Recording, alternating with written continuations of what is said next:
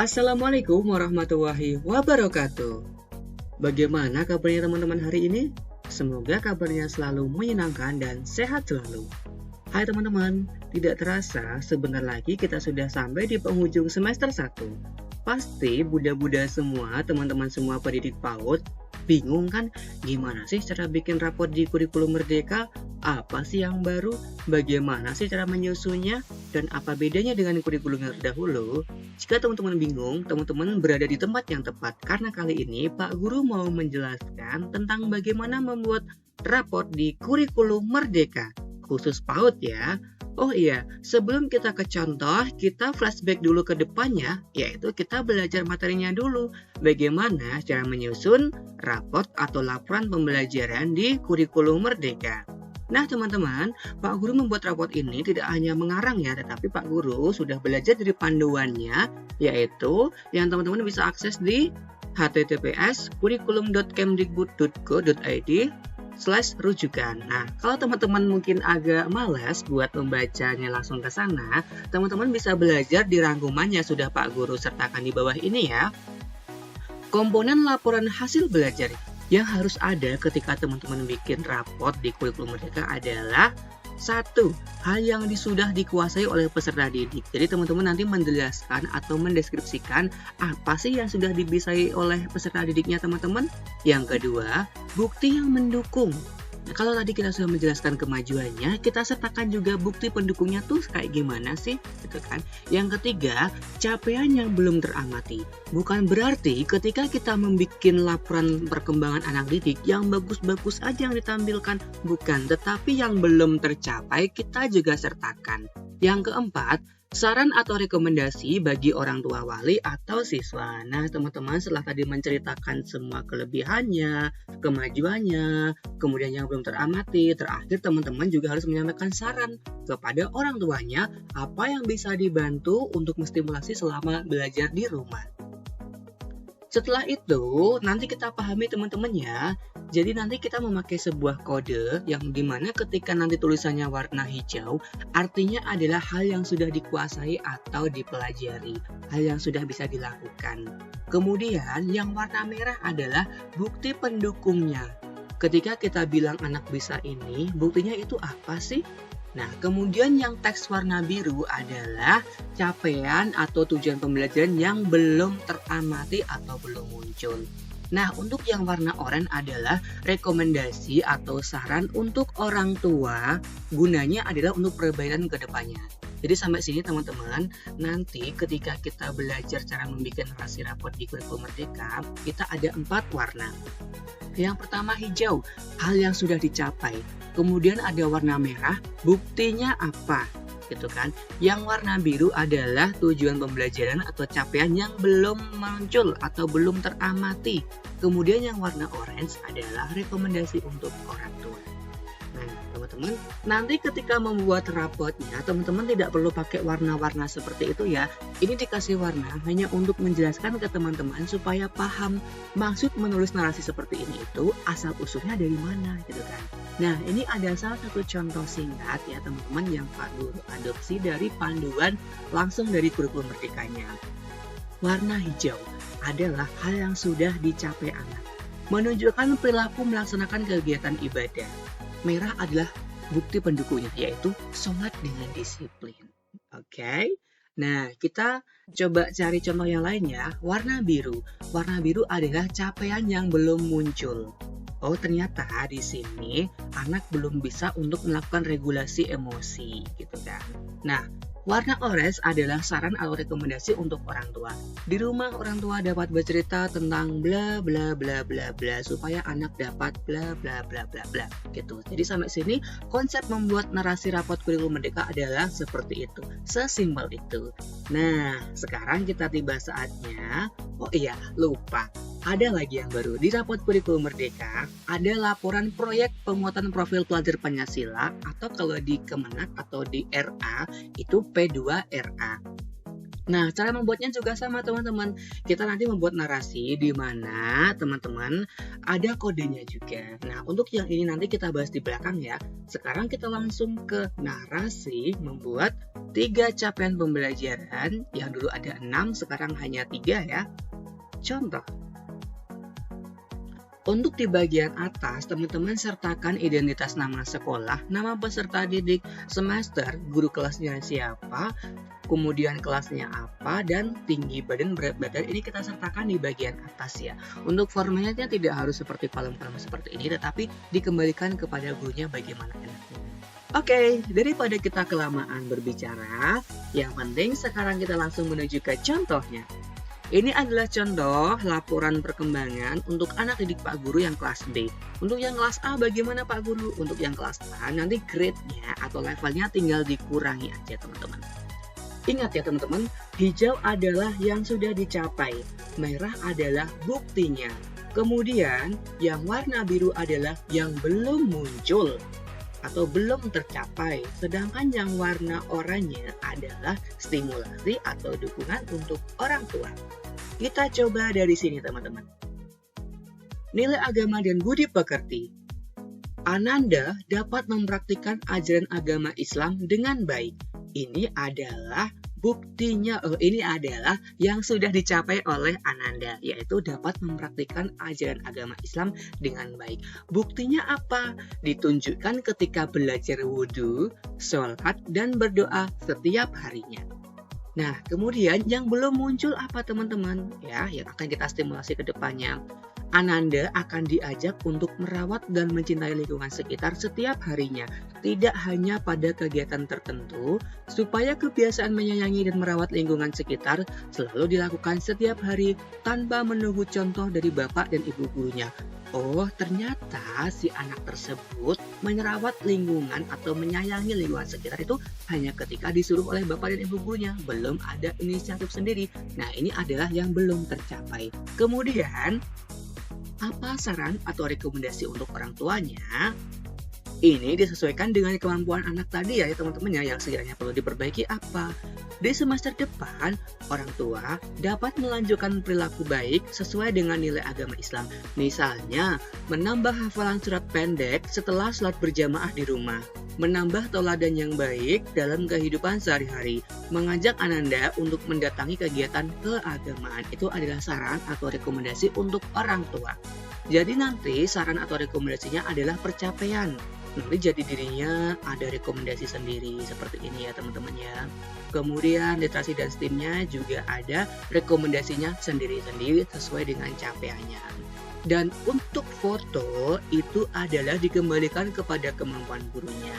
Misalkan nih ya, nilai agama dan budi pekerti cukup dikasih satu foto yang mencerminkan kegiatan tersebut. Boleh banget teman-teman.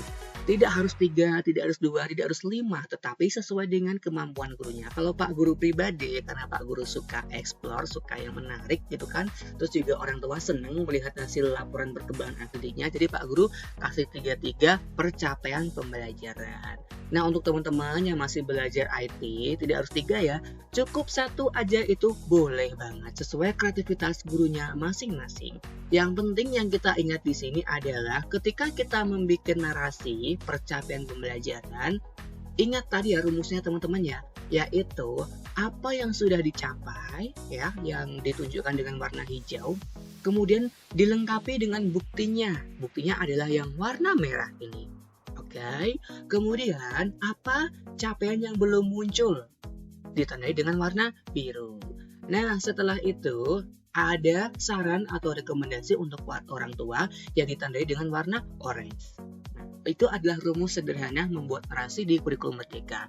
Untuk isi narasinya, teman-teman boleh kembangkan lagi sesuai dengan kegiatannya ya teman-teman ya. Misalkan di sini contohnya Pak Guru adalah membuat es buah.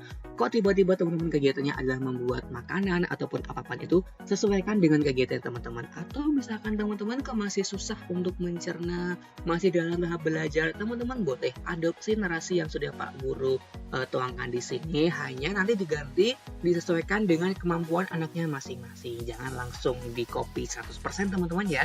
Tetap disesuaikan dengan keadaan anaknya masing-masing.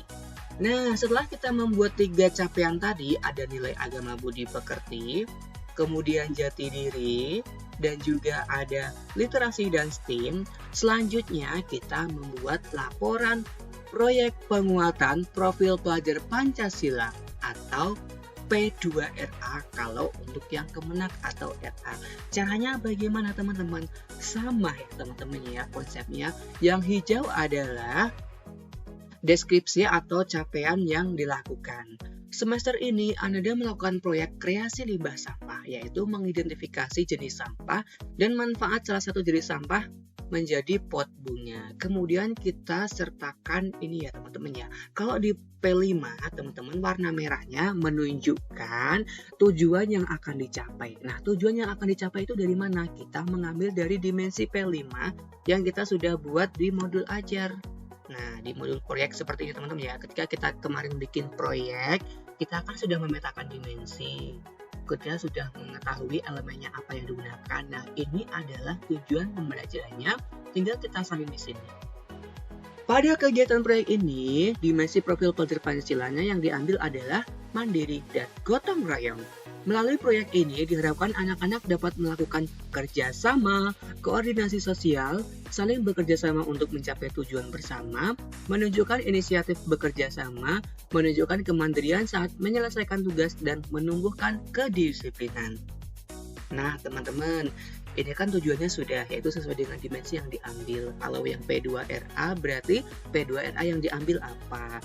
Nah, setelah itu kita jelaskan teman-teman buktinya. Ya, saat melakukan kegiatan proyek, Ananda dapat bekerja sama dengan temannya saat memilih jenis sampah sesuai dengan tempatnya. Ananda juga dapat melakukan komunikasi dengan orang tuanya saat mengecat galon. Bla bla bla bla bla. Itunya kita jelaskan dimensi yang kita tentukan dan buktinya apa. Nah, itu kita deskripsikan. Kemudian jangan lupa dikasih fotonya sebagai bukti konkretnya, gitu kan. Apakah harus 3 fotonya? Tidak, 1 boleh, 2 boleh, sesuai dengan kreativitas gurunya. Jadi intinya ketika teman-teman mendeskripsikan atau membuat laporan proyek P5 itu tidak terpisah. Bayangkan tergabung jadi satu file hanya berbeda kolom ya. Kolomnya khusus untuk P5 dan yang dijelaskan adalah dimensi P5 atau dimensi P2RA. Contoh di sini tadi ya, dimensi mandiri dan gotong royong. Bukan lagi capaian pembelajaran nilai agama budi pekerti, jati diri, literasi dan STEAM. Bukan teman-teman, tetapi adalah dimensi. Itu adalah bedanya laporan P5 atau P2RA. Terakhir, jangan lupa kita kasih refleksi guru. Refleksi guru dan juga refleksi orang tua. Refleksi adalah teman-teman ya, bahasa singkatnya kita adalah seperti mengaca ya. Kita refleksi kepada diri kita sendiri, kita introspeksi sebagai guru apa sih yang perlu kita pesankan kepada orang tua ataupun kepada diri sendiri. Nah, itu kita tuangkan di dalam sini. Sedangkan untuk yang refleksi orang tua adalah biarkan orang tua sendiri yang nanti mengisinya. Seperti itu teman-teman. Kemudian sakit, izin tanpa keterangan, ini fleksibel teman-teman ya. Jadi kurang lebih membuat rapot di kurikulum Merdeka untuk jenjang PAUD adalah seperti itu ya teman-teman ya. Kuncinya adalah teman-teman tuliskan capaian pembelajaran yang sudah dicapai anak ya apa. Kemudian sertakan bukti konkretnya itu apa, dan tuliskan juga yang belum muncul atau belum tercapai apa, dan yang terakhir sertakan rekomendasi untuk orang tuanya gitu. Dan ini nanti percapaian pembelajaran ya, nilai agama sendiri, kemudian jati diri sendiri, kemudian dasar literasi dan STEAM juga sendiri. Buat teman-teman yang masih bingung nih, Pak, kalau nilai agama budi pekerti isinya apa, jati diri isinya apa, literasi dan STEAM isinya apa, teman-teman boleh flashback ke atas sini sebentar ya. Keterangan nilai kualitatif. Nilai agama budi pekerti meliputi ini, atau kegiatan yang teman-teman sudah amati selama dari semester awal sampai semester ini, sampai di bulan akhir ini ya teman-teman ya, dari Juli sampai Desember. Kemudian jati diri isinya adalah ini. Kemudian dasar literasi dan STEAM ya teman-teman isinya adalah ini. Jadi teman-teman bisa pahami di sini ya. Kalau teman-teman masih bingung, teman-teman boleh lihat contoh ke atas ini lagi ya. Warna hijau adalah kegiatan yang sudah dicapai anak ya. Kemudian merah adalah buktinya. Sedangkan biru adalah hasil yang belum muncul ya. Kemudian yang warna oranye adalah saran atau rekomendasi gitu. Nah, teman-teman, sampai sini semoga teman-teman paham ya. Oh iya, teman-teman kan banyak yang bertanya, Pak, bikin background yang statik seperti ini caranya bagaimana? Caranya ada di video part 2 ya, teman-teman ya, supaya teman-teman tidak bingung. Jadi sampai sini teman-teman belajar dulu cara bikin narasi di kurikulum Merdeka itu seperti apa. Untuk cara bikin backgroundnya yang seperti ini teman-teman ya. Nah, aslinya tuh seperti ini teman-teman ya. Nah, polos seperti ini biasa. Tetapi supaya bisa lebih menarik, teman-teman bisa kasih background. Dan cara memberi backgroundnya, tunggu di video yang berikutnya. Oh iya teman-teman, silahkan download ya file ini ya dalam bentuk buat ya. Jadi teman-teman bisa edit sesuka hatinya di link yang ada di kolom deskripsi. Semoga bermanfaat teman-teman. Jangan lupa di like, subscribe, dan dibagikan ke teman-teman guru PAUD lainnya supaya mereka paham bagaimana cara membuat rapor di kurikulum Merdeka. Sampai jumpa di lain kesempatan. Semoga ilmunya bisa bermanfaat dan berkah untuk kita semua. Wassalamualaikum warahmatullahi wabarakatuh.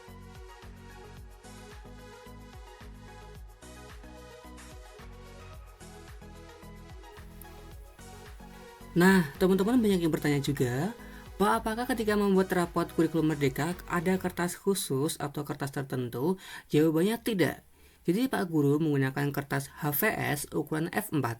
Karena ukuran F4 itu adalah ukuran berkas ideal ya teman-teman. Jadi teman-teman bisa menggunakan kertas HVS biasa ukuran F4. Nah, untuk mapnya sendiri atau tempatnya sendiri itu memang biasanya kita kerjasama atau pesan di tempat pembuatan map rapot. Atau kalau teman-teman mungkin kesulitan, teman-teman bisa pesan online ya teman-teman ya di toko oranye atau di toko hijau. Kalau Pak Guru sendiri di Kudus ada tempat yang memang khusus membuat map rapot. Jadi nanti kita tinggal menyisipkan rapot printan-printan kita ke dalam map tersebut gitu teman-teman. Jadi lebih rapi. Nah, ketika rapot kita seperti ini, orang tua juga ketika membaca pasti lebih antusias dan lebih tertarik ya teman-teman ya. Apa sih deskripsi yang sudah dicapai anak saya, dan juga ada foto-fotonya juga kan sebagai bukti pendukung. Ini juga sekaligus bisa menjadi kenang-kenangan atau dokumentasi waktu belajar mereka yang akan bisa dilihat ketika mereka besar nanti. Nah teman-teman, semoga menginspirasi ya, dan jangan lupa untuk terus berkreasi karena kreasi tiada habisnya teman-teman ya.